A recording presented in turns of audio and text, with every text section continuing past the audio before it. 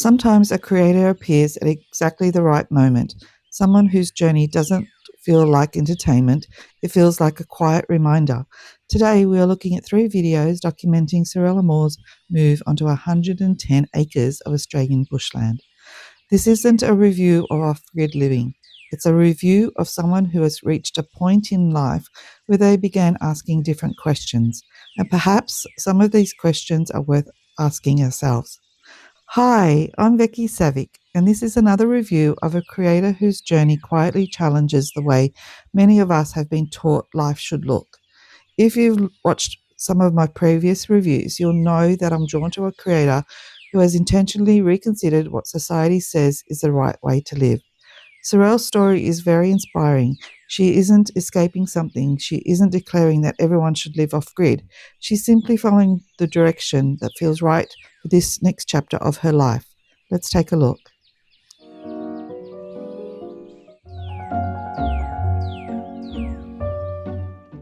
We first meet Sorelle as she explains why the nomadic lifestyle that once suited her no longer feels complete. For many people, travelling represents freedom. Some spend their young years exploring the world, others wait until retirement. I actually think we all need some kind of adventure chapter in our lives, but perhaps there's also comes at a time when adventure slowly changes into something else, a desire for somewhere to belong. Obviously, it's inevitable that people want to have a home base of some sort, and that feeling came on for me quite strongly when I was travelling around in the troopy. And I jumped straight into building a troopy going around Australia, thinking that that's what I wanted and needed, and also for creating content because that's my job. Doing that, loving it, but it was just creeping on slowly, and then it just hit, and I was like, I can't function anymore, not knowing that I have a place in the world where I can just plant my feet and say, I'm safe, I'm never going to lose this place, this is home, mine. As Sorelle continues searching for land, she talks openly about something many people probably understand, the unexpected anxiety that comes with wanting a place to call home. Finding land isn't easy, prices are high, suitable properties are rare, yet throughout the search she keeps believing the right place exists. Sometimes that's all we can really do, keep moving until opportunity finally appears. I'm on my way to inspect 2 properties, causing me to think in many different ways, like confronting a lot of things. One, how expensive Australia is, and have to reshuffle how I could possibly afford some of these spots, which I'm still proud of myself. It's not like, nope, it's just how much I want this, like how much it feels like this is the thing that's stopping everything else, the flow of everything else. Realizing how often people want a home and then they can't find a home as well, and the anxiety it causes. Like, I've never really understood that feeling that much because I didn't need a home.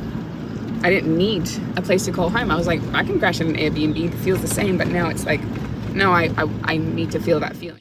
And then it happens. After looking at properties that simply didn't feel right, a conversation, a recommendation, a private sale brings Sorelle to exactly the place she has been searching for.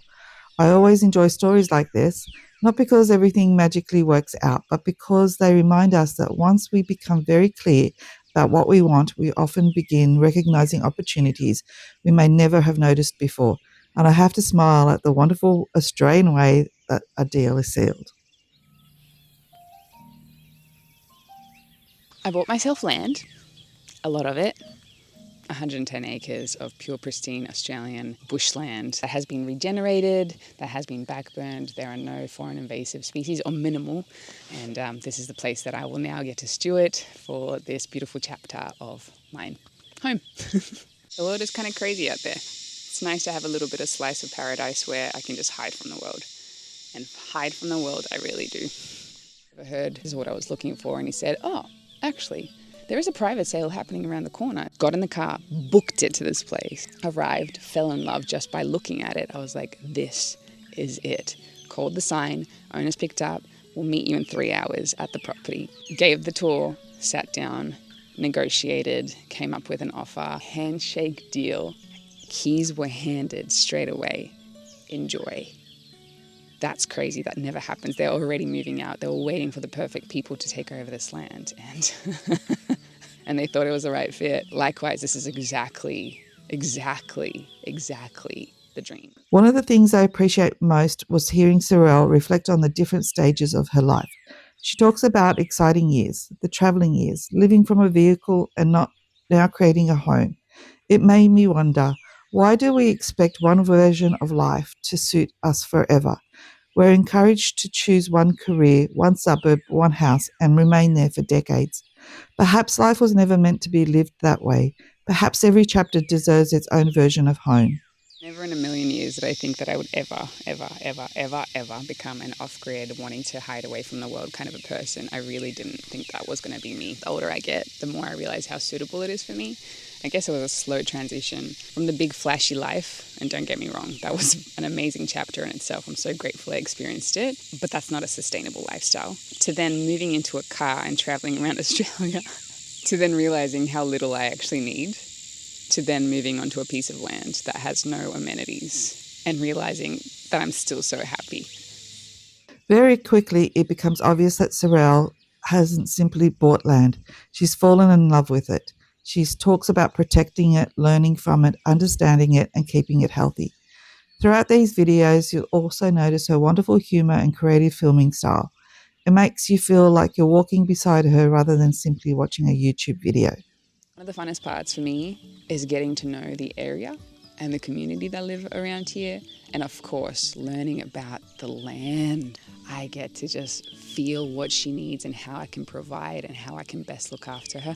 I didn't realize weeding can be so fun with a chainsaw. Oh man. Next comes one of my favourite moments. Sorelle takes us weeding. Although her version of weeding probably looks a little different to most of ours, what I enjoyed wasn't really the work itself. It was simply seeing someone genuinely enjoy physical work that serves as a meaningful purpose. And after days of effort of hard slog work, she has a rather beautiful reward waiting. I just did a couple of hours of that. That was so satisfying. I cannot wait to see how all of this transforms, and hopefully for the better. I'm not sure if I'm doing the right thing, but I think it feels like it's the right thing to give the trees space to breathe. That's crazy that this is my version of weeding. I never really saw myself as a little, oh, look, pretty flowers and stuff, let me just weed that garden. I probably will do that as well, but this is next level weeding, and I'm so down for it. Overwhelming, because there's a lot of land, but I get to weed using a chainsaw. It is time to go for a swim. Oh my God.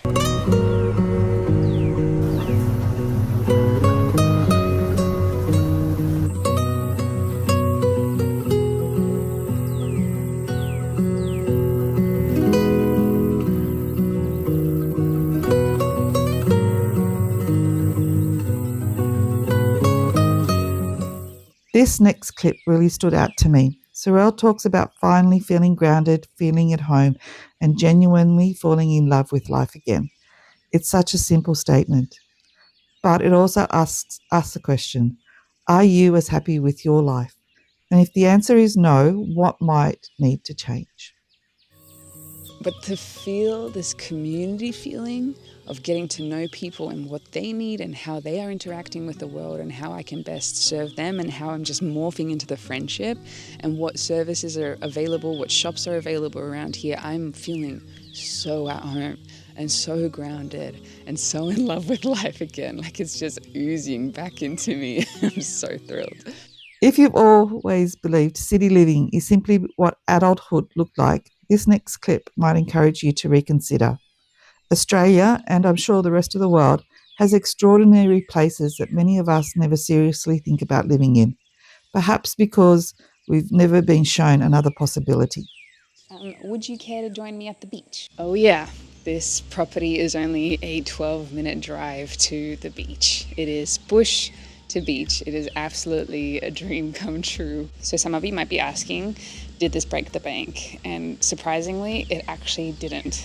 Being a private sale, as well as buying outside of the more popular areas, turns out it was a little bit more manageable. So I'm so grateful for that. And to be honest, I'm not even sure if I'd ever return to more popular areas. I think I might be becoming a bit of a hermit, and I really love having all these beautiful, vast, empty spaces to myself. I think it's pretty much impossible to deny that Australia has got the most beautiful beaches in the world.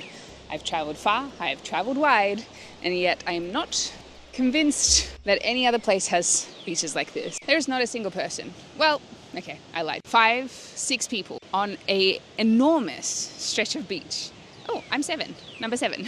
Turquoise water, pristinely clean, isolated, but close enough to town as well. Pure white sand, gorgeous green rolling sand dunes, no building in sight. Let's move on to Sorelle's second video, where we begin seeing what everyday life on the land actually looks like.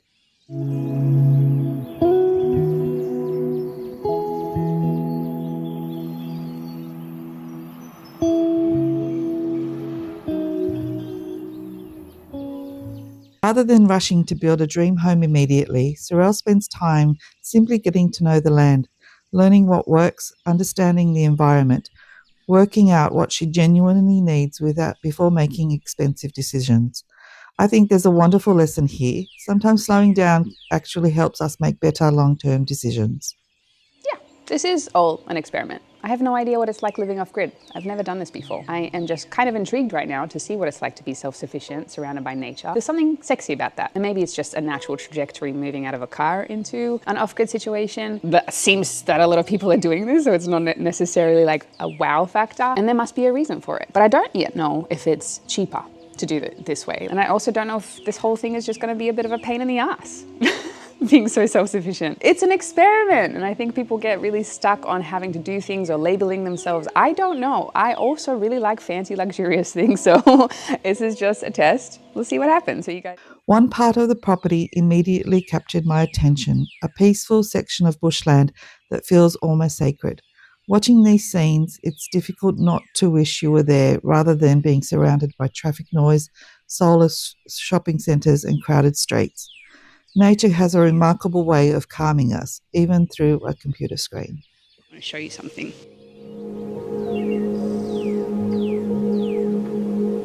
This is the most special part of the land, by far. This paperbark forest. It feels so good to be here. I only come here when I'm feeling like I can be in reverence and I can be of service to this land, because I stand here and I feel like I'm in the presence of very, very special beings. And the very first time I stood here, I felt that way. And then I found out that the previous owners, who had Indigenous blood and Indigenous connections, said that everybody that came onto the land agreed that this is very, very, very sacred and very special. So I was just... This next sequence made me smile. Compare your normal trip home after work with Sorelle's afternoon. This deep in the bushes when I was looking for weeds. What is it? Look at that. If you know, please let me know. Heart filled with worries. You watched the world from the place beneath. So many years on your pillow.